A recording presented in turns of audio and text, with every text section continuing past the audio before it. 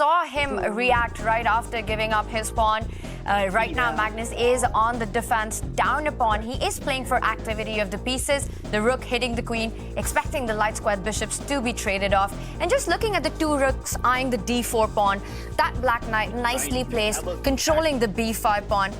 I think Magnus has enough to keep things under control in this one. He should have enough, but it is certainly Magnus Carlsen as black on the defensive who needs to show accuracy to draw this game. I don't think right now Magnus has any winning kind of ambitions in his mind. He just wants to save this one because he is down a pawn. Yes, he might win it back. Yes, black's rook is active. Black's knight is actually perfectly placed, as you mentioned, but some work to be done. Bishop's off the board now, and how will black continue the pressure? Will the rooks align? Will black go for those two weak white pawns? Isolated pawn on the A file and on the D file should be enough to hold, but it's going to get hairy as both players approach the 1 minute mark, and he jumps in with his knight. Magnus really trying to force the issue. He's just trying to hoover, as I would say, everything off the board, vacuum everything off the board. Second pawn drops though. Oh, but look at this. That black rook is in the sight of the white queen. But if you take that rook, the knight jumps out of the way into e3 with check to scoop up that queen. So that was really nice tactical awareness from Magnus Carlsen. He's just trying to liquidate at this stage. He's not really playing for a win, but the white king doesn't have too many pieces in front of it. So Wesley, who has been the driver's seat these last few moves, he does still need to exercise some caution.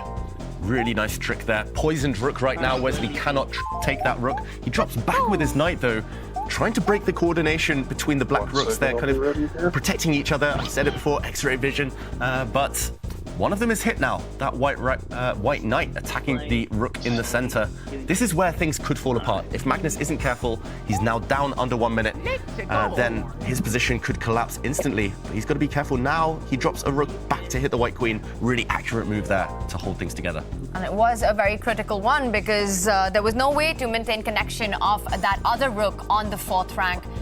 To indirectly defend the a4 rook. So rook a5 hits the queen, not giving Wesley time to capture the rook on d4. But it feels like so many pieces are codependent right now, defending each other. And Magnus still needs to be careful because that queen can stay connected to that black knight on the board, creating threats. Wesley needs to be careful because he's down to 20 seconds. This is not an easy position to figure out. I think if Wesley's given the opportunity, he'll try to trade those queens. Knight d2, hitting the queen on b3, forcing a knight trade here. And I think if all these pieces come off, Wesley with an a3 pawn, he still has maybe an outside shot to win the game. But Magnus, you know him. He knows endgames like the back of his hand. He'll be able to hold that. And you can do that right now, right? You trade everything off on f3, give a check on d3, and I was going to say you win the a3 pawn. And then I just realized there's another rook on e1. You have to step up on the 3rd rank at the end of all the trades. And actually, Wesley survives with the a3 pawn. Wesley will be a pawn up. It's not the best pawn in the world, the white pawn. Probably more of a weakness than a strength right now, but as you mentioned there, Tanya, if you don't win it, if the queens come off, rooks come off, suddenly that pawn could be priceless. So Wesley recaptures the knight right now, still level material. How does Magnus try to compensate for the pawn? The longer you're just a pawn down in this endgame, the more afraid you become. So will he keep the queens on? Magnus loves his endgames, but he can block this trade of queens by swinging black's rook over. No, he goes for the pure endgame. And, okay, it's only Wesley who can win now. It's a 2-result game. Magnus needs to show great defense to hold this game. I love that move, though. By pushing his pawn, he wanted to push it one step further, and he's trying to kick the king back and also gain some key squares for his rook. So Wesley's king, that's going to be stuck over there on g2, or on that side of the board. And then how do you push your pawn? You need to line up both of the white rooks to the square, but after rook d3, rook e3 is forced, and now without these rooks on the board, white's pawn structure, it's fractured, which makes it harder and harder to win. Yeah, if the white king was slightly quicker, if the white king gained a few moves, rushed over to the queen side, kicked away the black rook as a blockader, white's a-pawn would run down the board, sprint down the board and win the game, promote. But I don't think he's going to be quick enough. Look at Magnus's king now incoming. White's pawn structure just too weak on the other flank. I think Magnus has estimated this one correctly. Wesley waits, bit of an odd one there with his rook. And I think we'll see. Freshwater species. Quick though, David. A decision there from Wesley. I think Wesley's a bit nervous that if his king goes to the queen side, pawn h4 for black could be a thorn in his side. Magnus plays it anyway, but if that king were closer to the queen side, after rook takes h4 here, then h3 pawn would have been tender, but now the king comes to his defense. But Wesley does seem uncertain. He's bringing his king to 2 squares without letting go. I think we're going to see a repetition right here, and it is being played out. And the first game of the first fight ends in a draw. Wesley So gets in a 1v3. Magnus with some incredible middle game play. Jumping with that move with the knight. Knight a2. What a move that was. And eventually giving up a pawn, falling in a bit of trouble. Magnus under pressure navigates his way through the tactics eventually. And a peaceful result, but not without moments of high tension. It's one of these games.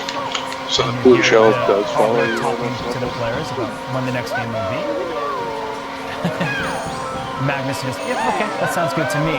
But it's one of those games where both players have reason to be happy and reasons to be unhappy. For Magnus, he had his clever knight jump, but Is it really just Calamari? sacrificed a pawn. It worked out, so maybe it was a sacrifice. But for Wesley, once hit with that surprise and handled things to perfection, he was never in any true danger. So both players, it was a mixed bag.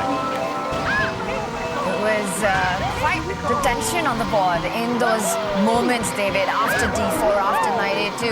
And even though it started slow as a cagey fight, things built up. Things definitely built up. They build up to a head later on, and it was when Magnus sacrificed a pawn that perhaps Wesley So started to get a bit excited. It was here Magnus threw a pawn away, threw it off the board. He played pawn to d4. Actually, a very good practical move before White is allowed to establish a bind by putting something on the d4 square and blocking up White's bishop forever. So throwing this pawn off the board, we suddenly saw a reaction from Magnus Carlsen, perhaps missing, as Robert mentioned earlier, that knight takes pawn here is not possible. Yes, you unleash an attack against this white knight, but after the very sneaky capture away from the center, you find your bishop pinned at the end of the variation. Black here would be doomed, the bishop or the queen would fall, you lose material. So Magnus suddenly had to recompose himself. He very wisely dropped back his knight to the d6 square, putting pressure as well on this white knight. And a few moves down the line, we saw another very nice tactic from Magnus Carlsen in this position. He is down 2 pawns, but he found a nice rejoinder to save the game. Rook takes on d4, defending this rook indirectly because if it's captured, this knight check out of the way, hitting the white king, gaining time, would have won the white queen. There were some interesting moments later on in the endgame, but ultimately Magnus Carlsen was never into. And Wesley So continues to be that B3 cowboy. And we see a tweet from earlier for Wesley.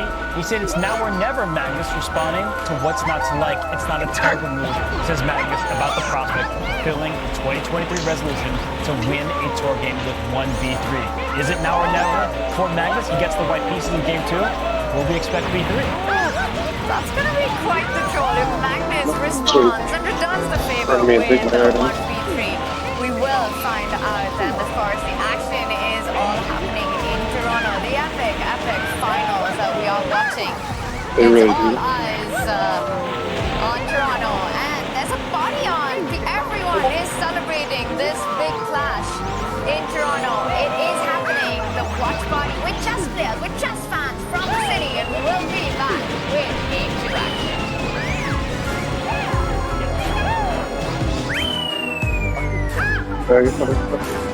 Should be shouting, right? And what's your thoughts on Wesley So? Hyper solid player, you know, a very solid player. Wesley is solid. I think that if he had more maybe self-confidence or belief in himself, then he could have even achieved more than he did. But what he achieved in his career so far has already been quite enormous, and I've always found him one of the most difficult players to get, even the best chance. If you can regain some of the form they had last year and the global championship here in Toronto, then he has a chance. Wesley is a formidable opponent.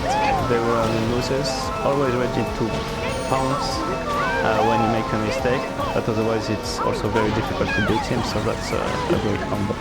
When he feels the blood, he's always there. Normally I would say that the match format is very well suited to his style, but it feels that he's been considerably less solid maybe the last year and a half. Doesn't really look for win sometimes, but he really keeps losing, so it's really difficult to beat him.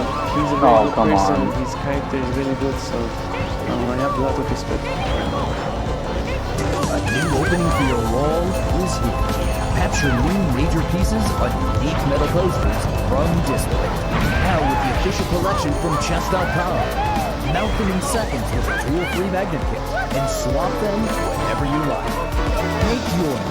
Get an exclusive discount on all metal posters. Shop now with the code CHESS at display.com. here in Toronto for the Tour Finals with the reigning champion, Magnus Carlsen. So with this field, with the format that we have here, what do you think is in store for the fans who will watch this?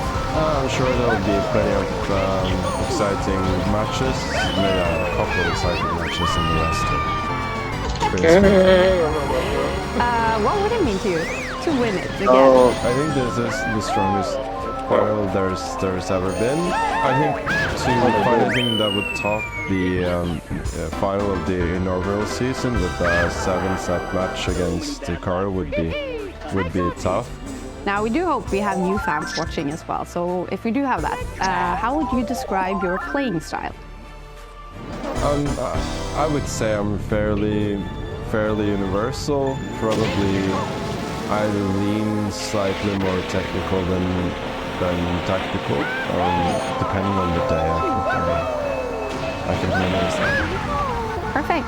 Magnus, we wish you best of luck in Toronto. Thank you for joining us. It doesn't look like much, but neither would a Sicilian defense to the untrained eye. This is a performance enhancer.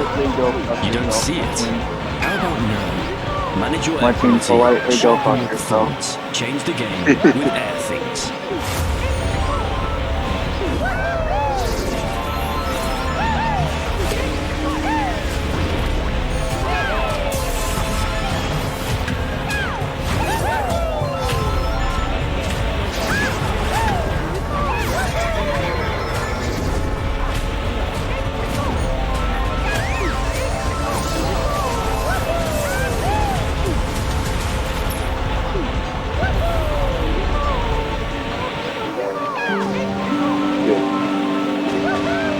I did have 6 rounds, so that doesn't help you.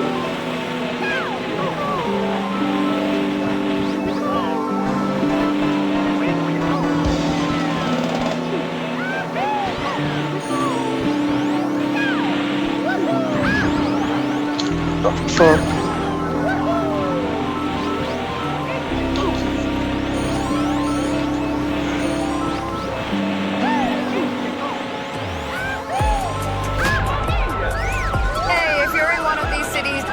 Watch the finals alone. You can join one of these watch parties happening in your cities at these very cool chess clubs and enjoy all the action with your chess friends and families. And don't forget to send us some photos while you're there as well. And talking about celebrating chess with everyone, we've got a fan zone in Toronto where a lot of chess is happening with chess people in the city. And we've got James Canty, who's down by the Belfast Club. He's at the pub. He's having fun. Let's check in with James. James, how you doing? I'm doing great. We're at the Belfast Love at the Fan Zone. Do you hear that? Can y'all hear? Look at this. Look at all the people behind me. You got Arjan Tari standing right there. Eric Hansen. You got Aman. It's fun. It's live. There's boards everywhere. It's nothing like it. Tanya, back to you. James, this sounds like your dream job to me. By the pub, playing chess, having fun with the boys. Tanya, I'm gonna stay here, okay? I'm just gonna be honest with you. I'm not coming back, okay? Oh, well, James, you gotta keep us updated with all that happens. I'm gonna say, I mean, we're feeling a bit bad. We wish we were there with you right now. Oslo's fun. Of course, you always have, the Good Night Club out there. Shout out to the buddies out in Oslo. But we got our Toronto version of it, and I'm not going anywhere anytime soon. So they're going to have to pull me out of here for me to leave. It's a lot of fun, a lot of chess. We're watching the match. So, I know you guys are having a good time over there, too, huh, Tanya? And James, I just wanted to ask, who is everyone cheering for out there in Toronto? Are they cheering for Magnus Carlsen or Wesley So? It's a little bit of both, but I think they're mostly going towards Wesley because he's the soft-spoken, oh no, Magnus, go easy on me. But he's really, really strong. We already know this. He's just trying to play the victim card at the same time. But most people are rooting for Wesley here, but they just want to see a good fight at the end of the day, David. Who are you rooting for, David? Oh, James, I'm going to save David here. Let's be honest. Most people in a pub are probably rooting for you to chess box against Aman. So when are we getting that to happen? Yeah, well, first I'm going to show one of these. Of course, we're going to flex one. We always got to do that, of course. And then secondly, Amon was like, yeah, I don't want to do that. I'm going to retire at the top because he already got a dub. He's a world champion boxer already. So he was like, I don't want to do that. We're going to let Kenzie have it. And I totally respect him for that. All right, James, enjoy yourself. That looks like so much fun. And we'll check in with you. I don't think I'm expecting you back at the playing arena anytime soon, but you have a good day there. Thank you. You do the same. I'll see you guys later. James Gandhi at the fan zone in Toronto, and he said that the crowd is rooting for Wesley. Now, I can imagine. I mean, last time Wesley was there, the Chess.com Global Championship, he won the whole thing. He's got fans in Toronto. He's got fans in Toronto. He's got fans all around the globe, and I think that many people root for the underdog. We saw the stats at the start of the show that heading into today's match, Magnus Carlsen, 75% favorite. Wesley had the other 25%. Will this be the one of the four that Wesley needs? Toronto seems to be rooting for him. Yeah, it feels like his city, pretty much his hometown at this point, Wesley, so where he's had so much success before. And if he plays like he did in that first game, putting Magnus Carlsen under some pressure, I'm not betting against him either. It feels like this is going to be the closest of close finals, and all bets are off. Two players in their best form, showing us some world-class chess in Toronto, and fire Magnus after that game one action. That was game one, and well, Magnus coming to the board here, facing 1v3 in the first game. What was your reaction? I mean, he's played it before, and I mean, it's partly memeing, I guess, but it's a good move, so no big deal. Is it something that is offensive at all to face? No, of course not. Okay, good. What did you think of the first game here? I was really happy with the opening. Sorry, I like these setups for Black quite a bit. I think he found a good plan with knight b5 and queen e2, but I was also quite happy with my reply there, and I was really looking for ways to fight for an advantage, but I didn't really find them. And then I miscalculated a bit, so I actually had to fight for the draw a little bit, but fortunately it was not too difficult. You didn't feel under big pressure at any point there? No, by no means. Maybe there was objectively pressure, but I didn't feel it. What can we expect from game two when you have the white pieces? I don't know yet, but I mean, I'll try and win, of course. Good. Thank you, Magnus.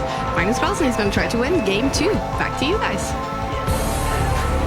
There's no game that Magnus Carlsen doesn't try to win. He was a bit disappointed that he couldn't find a way to create more chances with Black, which sees the score level. This is game one, set one, and we're just getting started. And from the action that we saw in game one, starting from the early opening surprise to Magnus's approach to counter it, we're in for a big fight. We certainly are. In the semifinals, Magnus Carlsen could not get through Fabiano Caruana without going through Armageddon. Wesley So, he made it through Armageddon against Nonibek Busutara. Little is separating these players at the top. Yeah, it feels like just one or two moves might decide this final. Whether that's today, whether that's tomorrow, who knows. But these two, they very rarely blunder. Wesley, I can count on one hand the number of times I've seen him blunder throughout his entire career. And at this point, it feels like it will need something special. Maybe a creative game like we saw in there, sort of head-to-head in the round robin. We'll need something magical to break the deadlock. Magnus Carlsen started with the white pieces in the round robin and did go down to the Armageddon. And when Wesley had the white pieces in game two, he shut off the action very quickly. It was a quick draw out of the opening. He wanted to take the fight to the Armageddon. Do you think that could be part of his strategy? It becomes more random if it reaches sudden death? Wesley definitely wants to get to Armageddon because that means he hasn't lost in the 4 games to Magnus Carlsen. So Magnus is the favorite. He's the highest rated player in chess history. He gets the white pieces in game 2 and game 4. So 2 whites in the remaining 3 games. So Wesley, as he enters the playing hall, he's got to have to be ready with the black pieces to stave off Magnus' pressure. Now the big question is, what will be Magnus's first move of choice to try and create his chances with the white pieces? Wesley might want to keep it solid, but Magnus Carlsen is ready for the fight. He's always ready for the fight. And it's handshakes and we're off. And which move will it be? Oh, he reached over to the queen side. I thought it might be b3. No, it's pawn to c4, the English opening. And Wesley so replies instantly. He plants a pawn in the center himself. He puts black pawn on e5. knight comes out. Wesley again does the same. All the knights are coming out into the center here, and we'll get those moves on our live board very shortly. It is one of the main lines of the English opening. Not too surprising, Robin. And Wesley played the English against Nodirbek when he needed to beat him. So Wesley plays this from the white side. Most players at the top have to face openings that they enjoy playing from the other color. But after the 4 knights variation of the English here, Magnus was sitting and thinking because he can fianchetto his light square bishop by playing on the G3. He chooses it, as you see on screen here, or there were other alternatives, but now we are going to see a central clash. Trades are happening in the center of the board. No mini opening by Magnus, the solid English. And I want to ask you, because we've been seeing this term being dropped around a lot, mini openings. Some examples, what are these and why are they so mini? Mini openings tend to be non-traditional openings, or openings we very rarely see at the top level. Often there's a sneaky idea behind them, whether it's the bomb cloud with a very incorrect early king move, whether it's trying to think of other mini openings. 1b3, let's say, which doesn't occupy the center. It's something that kind of is a rare guest at top level and often is kind of designed to either troll the opponent, throw off the opponent, maybe some mind games involved, but this is very correct chess comparatively. And would they usually be one game opening approach, something that you don't end up repeating in a match? That's your Hikaru, and you play mini openings on every single turn, every single game. Yeah, normally there's a time and a place. We see a lot of mini openings online. Often players, they have kind of pet lines where they kind of loyally adopt certain openings, even if they know objectively they're not the best, because they know all the tricks behind them. Shout out to the Stefan Gambit, Eric Rosen out there. But either way, this is much more traditional stuff. Much more traditional stuff, and we're seeing some traditional plans being played right now. It looks like White, though, has got, again, a more solid approach, a more solid setup, still not breaking out in the center. But very often these openings do end up sort of exploding in the center. There is action that happens, but right now it's just very early on. Very early stages between these two players, and we see we do not have a symmetrical pawn structure. Black is trading his D pawn for White's C pawn. Black, as those knights develop, will get ready to castle. White's already castled, but if you look into the position in each player's half, not a single piece is past Magnus Carlsen's 3rd rank, whereas Wesley has 2 pawns on his 4th rank, the 5th rank of the board. So White has sacrificed a little bit of space for quick development, and that bishop on G2, that fianchetto bishop, it slices across the board and may be the strongest piece down the line.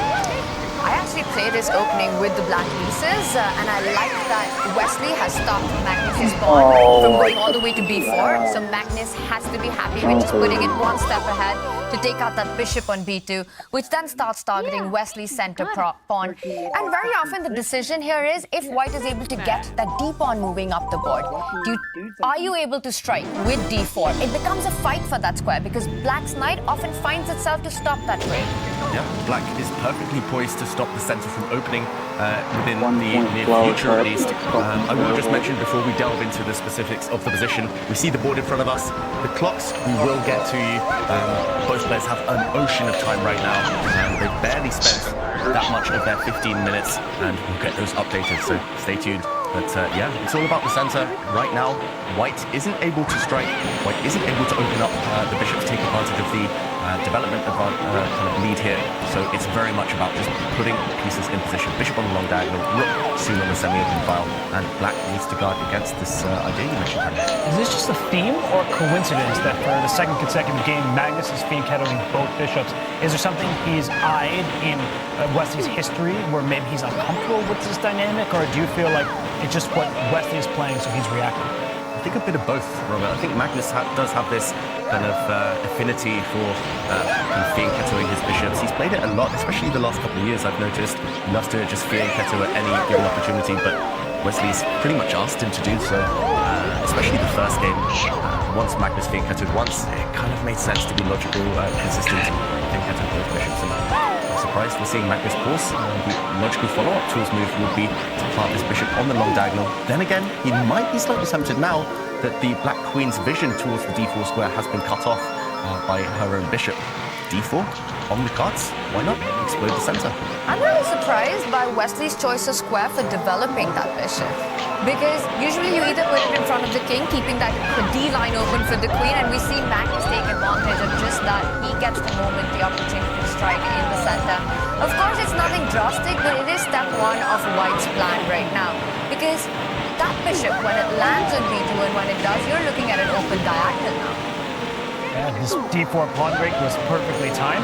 You want to line your queen up with this dark square bishop if we see that series of trades in the center, because there could be some checkmating ideas down the line if that knight on f6 is dislodged. So for Wesley, he's playing for a solid position, but now he's ceding ground to the world number one, and the c file is open. Rook can just slide on over to c1. That's very natural. That knight on c3 can actually jump forward to the b5 square at any moment to try to get the two bishops advantage.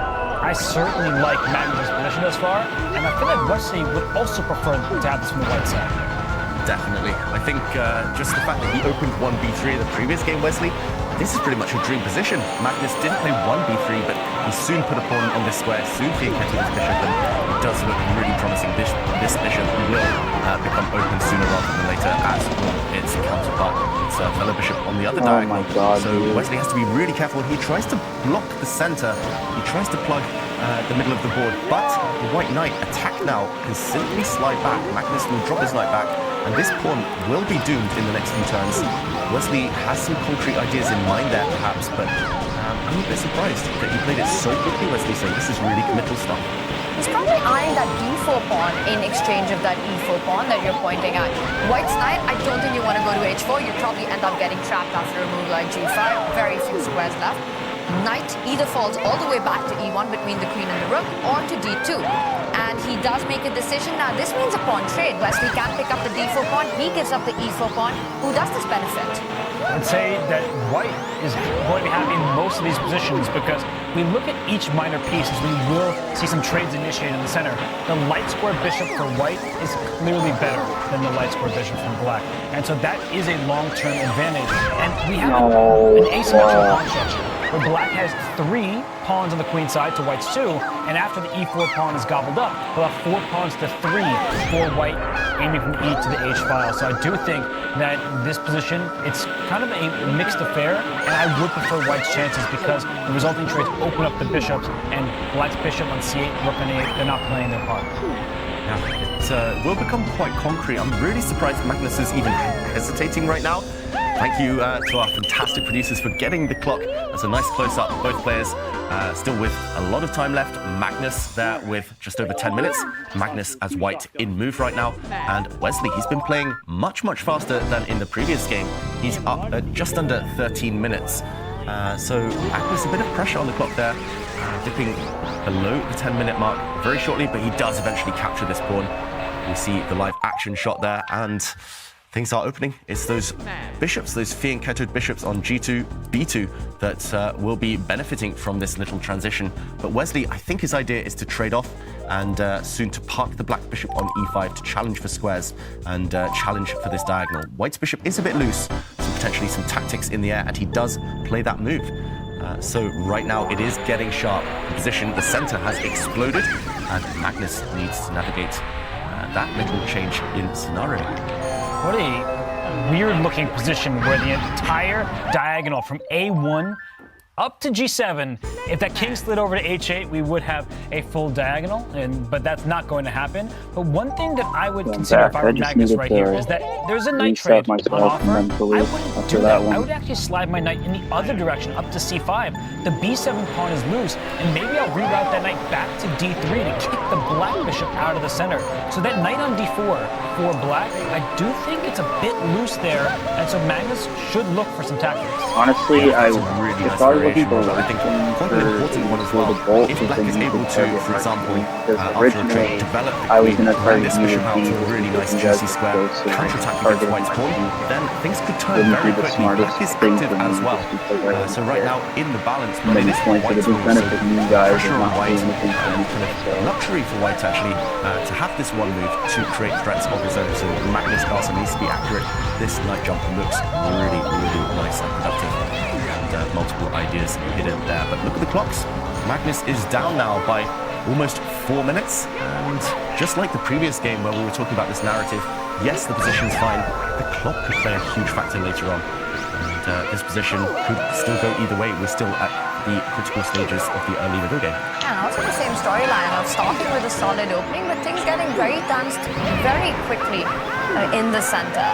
And we can see all the pieces, they're eyeing each other. There are knight jumps that would open threats, so a really big moment here for Magnus because he needs to just navigate the next few moves. But to me, it looks like with that bishop on g2 and the knight jump that we're pointing at, there has to be a way for white to be the first to build pressure here. I really like your idea of knight c5, just getting out of any trades on e4, making sure that black queen doesn't land on that f6 square. The bishop eyeing the g4 square, bishop to g4. You fight against that by putting pressure on b7. Magnus is taking his time right now. And Wesley doesn't look particularly bothered by what's happening here. He's well ahead on the clock. He has good centralization of pieces, and we have to calculate certain lines when the knight goes up to c5, and let's say it even does successfully take on b7. Can it get out of there? Sometimes the knight wanders into enemy territory, and it doesn't live long to tell the tale. So for Magnus, is knight c5 a legitimately strong move, putting pressure on the pawn, or is it just going to be kicked out of that c5 square, and will black be able to stabilize? I still like it because rerouting to d3 catches my eye, but Magnus, the responsibility is on his shoulders. He can't just make a move, take it back, and look for better. Really tentative play, though, hesitant play from Magnus Carlsen. He's now down more than 5 minutes on the clock, and no sight of a move yet. I will say this type of position does tend to suit Wesley So's style because, yes, there's a bit of calculation, some short, sharp 2-3 move lines here and there that you have to work out, but fundamentally, black's position is very sound. No real weaknesses for black, no real targets that white can head for, and the more trades that happen, actually, the more that might suit black because white does have these weaknesses long-term on the queen side. So Wesley feeling confident unless Magnus can unleash something here and now.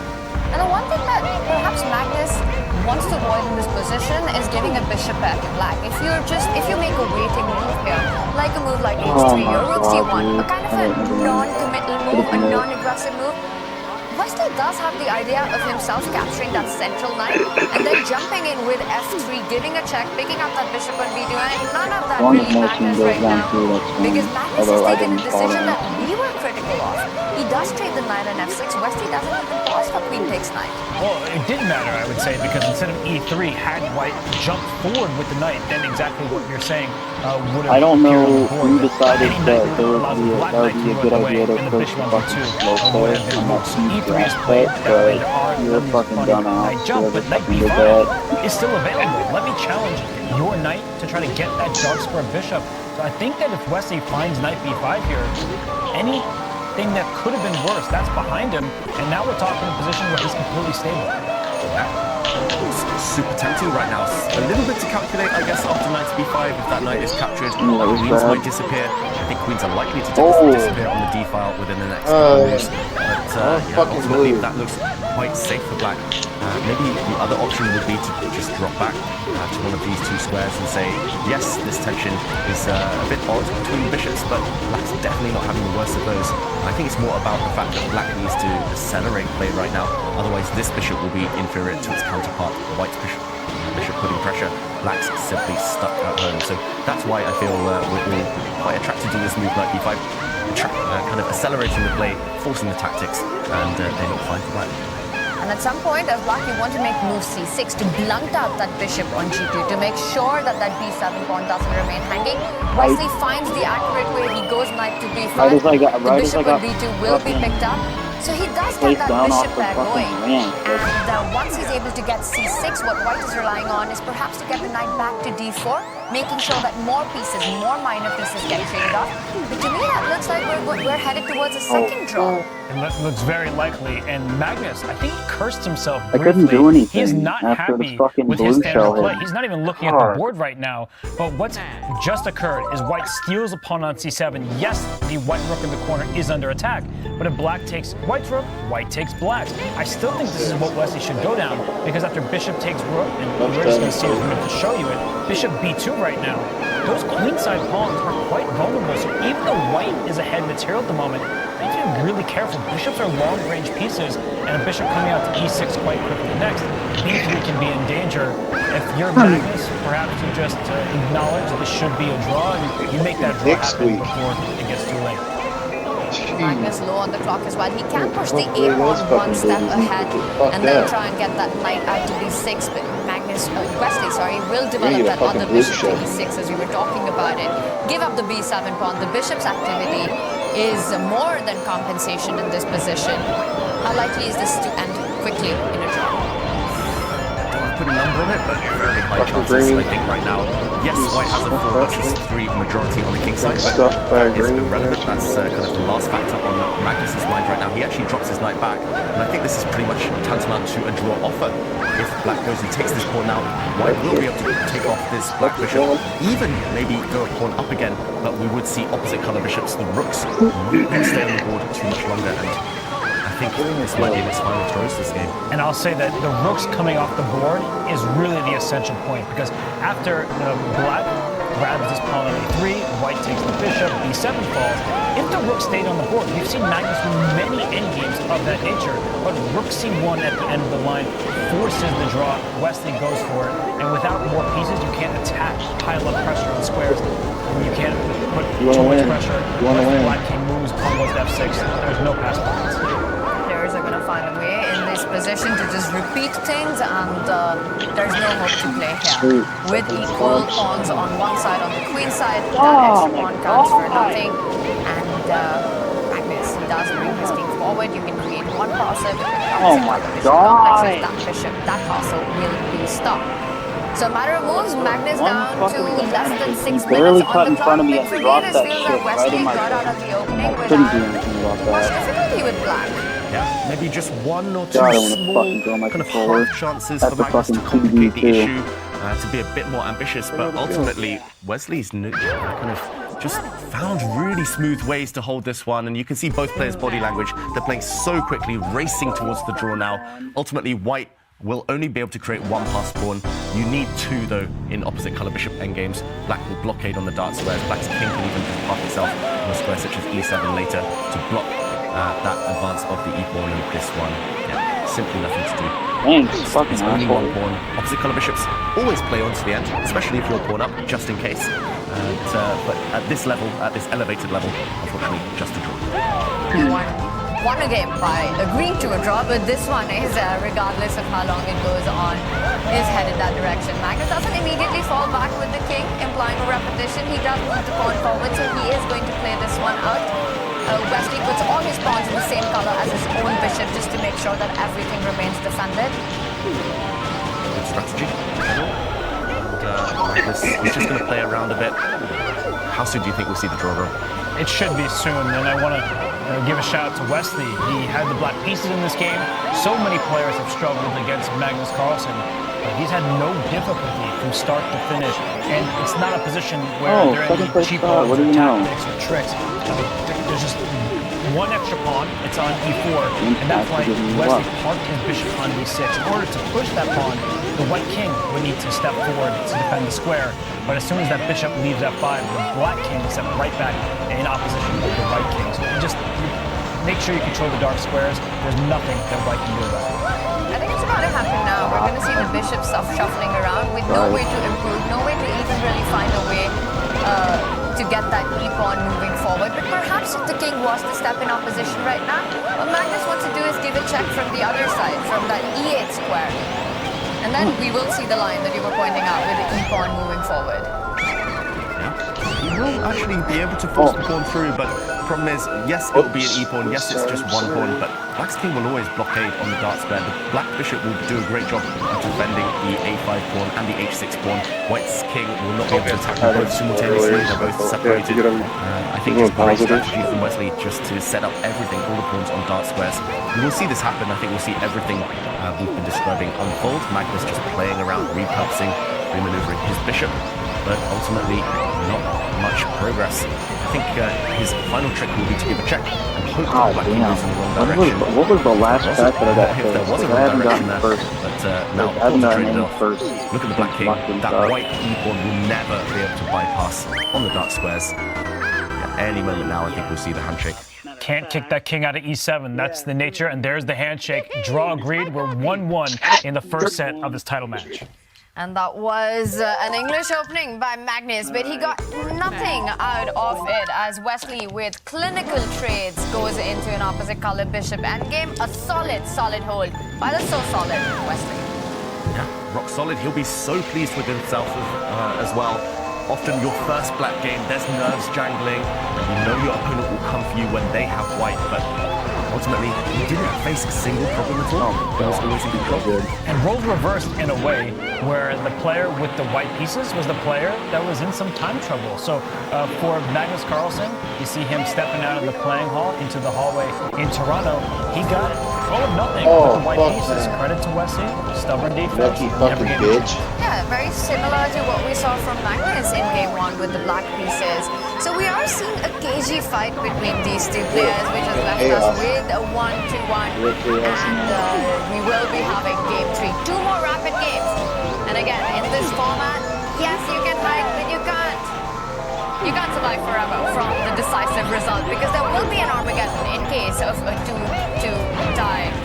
It's still far away, and to me it looks like the players are just settling into a match. It is a long match. It is first a best of 2 set, and if that's a tie, it goes into the third final set.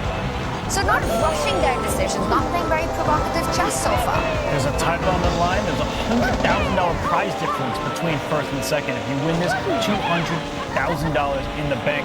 That there's so much at stake, and there's little that separates players at the top to begin with. So why give your opponent a victory? No unnecessary risk. Solid approach from both players thus far, and nothing has separated them at all. A really even fight, and we haven't really found one player get a big advantage or a dominating position out of the opening.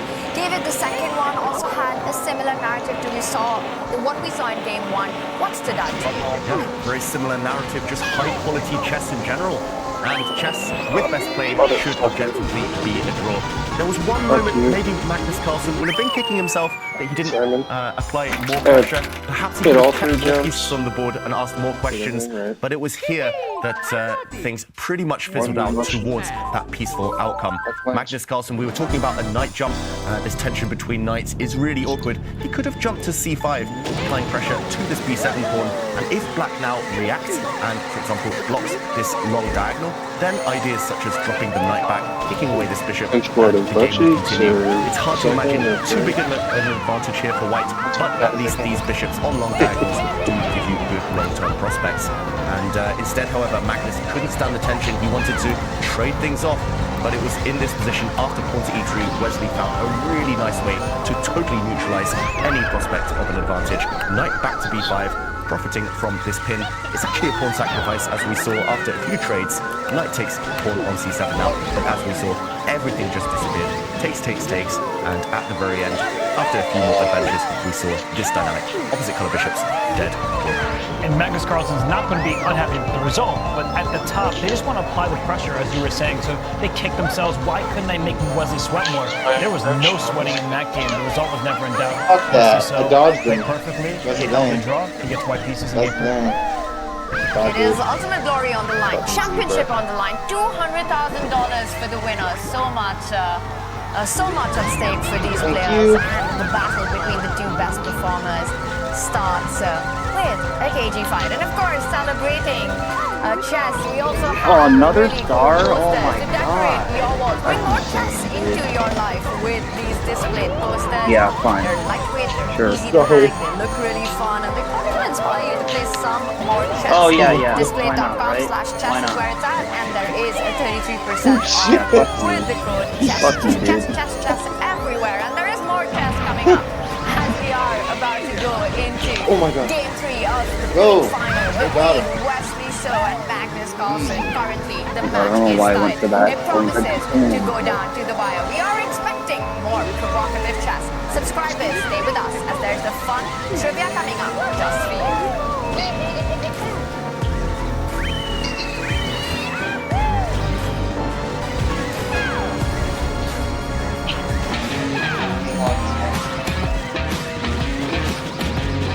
What do you mean no? What do you mean no?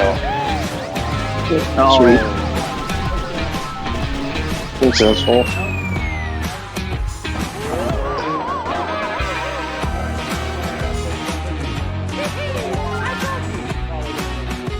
I got like 37 or anything? What's my score? Damn it.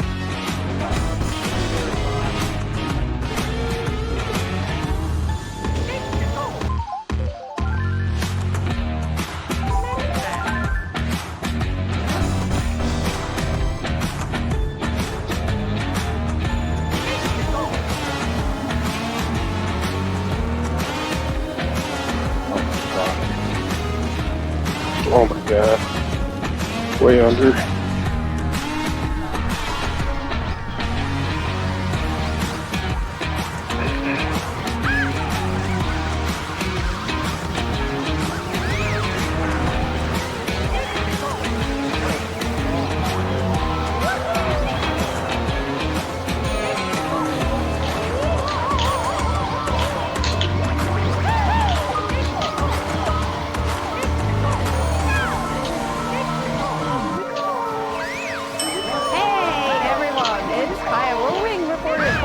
CCT Finals. I'm going to give you guys a venue tour. So coming out of the elevator, that's where the players will be entering all their games every day, heading straight into the player lounge. And they can sit here, relax if they want. Coming in here, this is everyone's favorite place. This is where we have the catering. And the catering, Kenti, is awesome. Oh yeah. And you can see the best part of getting the chest tour is this right here. It's the food. It's amazing. I'm having an egg burrito. I'm about to be so energized for today's time. The food is amazing. Okay, enjoy your breakfast burrito. Let me take you guys in here. So I'm actually going to say this is where the magic happens. First of all, in the corner here, that's where I have my mix zone and I get to interview all the players in between games and take a look at this. Take a look at all the screens, all the equipment. A lot of fantastic people are here to make this event happen. I did say that's where the magic happens. Well, actually, this is where the magic happens. This is the venue, you guys. A huge room, actually, and so much equipment in here. I actually heard we have 20 cameras rolling here every day to show you guys what's happening on the boards. So let's try a chair. I'm not sure if I'm allowed. Okay, loving the CCT Finals, and thank you for joining. Looks like we're back in it. Just like that, too. Crazy.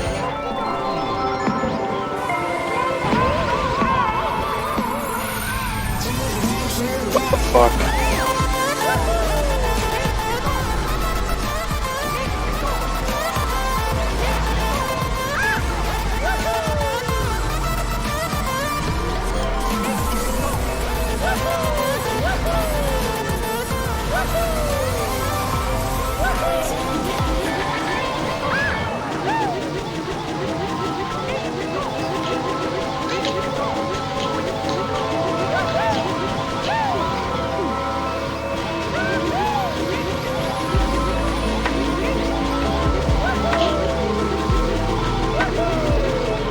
Vote for you.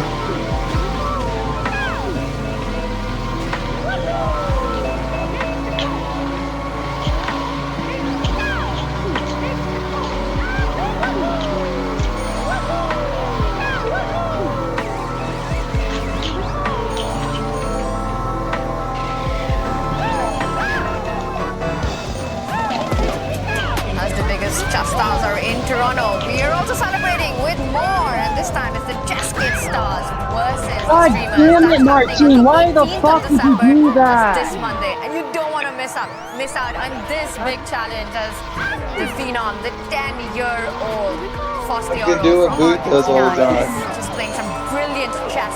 It's just that I don't know how he does it. He's challenging. I saw it coming too. As soon as you said it, I was like, oh, you can get you don't want to miss. Use God the damn it, dude. for more information on this. And right now it is time for the stars which are shining in this city, and that is the biggest names in the chess world.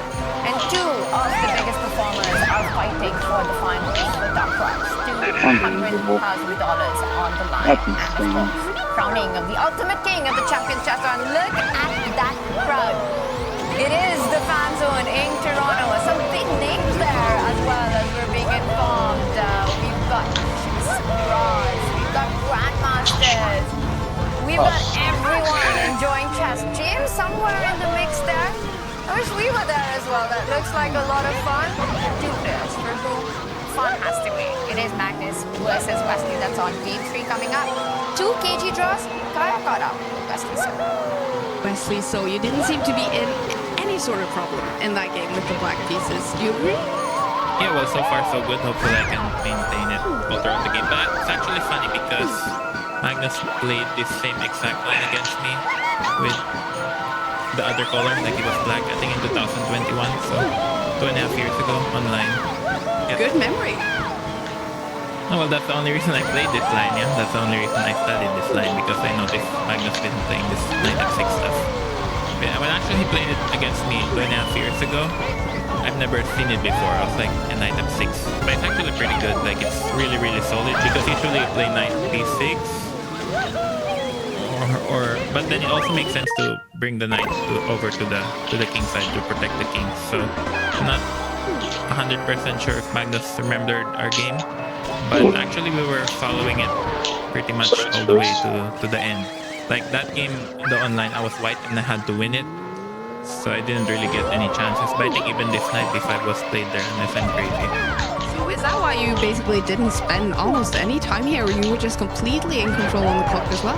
Yeah, because I just followed Magnus' game, so that's one good thing. I think when you're training in chess, people always ask how you train, and then some coaches, you know, suggest puzzles, all that. But I think it also makes a lot of sense I think it makes the most sense actually to analyze your rivals' games, like not just bits and pieces, but the entire game, opening, middle, and end. Like I learn a lot whenever I'm analyzing Magnus games. And basically, the only time we've seen you in a little bit of trouble here in the finals is when you have been low on the clock there against Nordebek Abdusattorov. Is that a big part of your tactics here to just don't get into time trouble? Well, I'm trying, but it's easier said than done because you kind of. Yeah, I think this position knight b5 was our game, actually. It's very funny.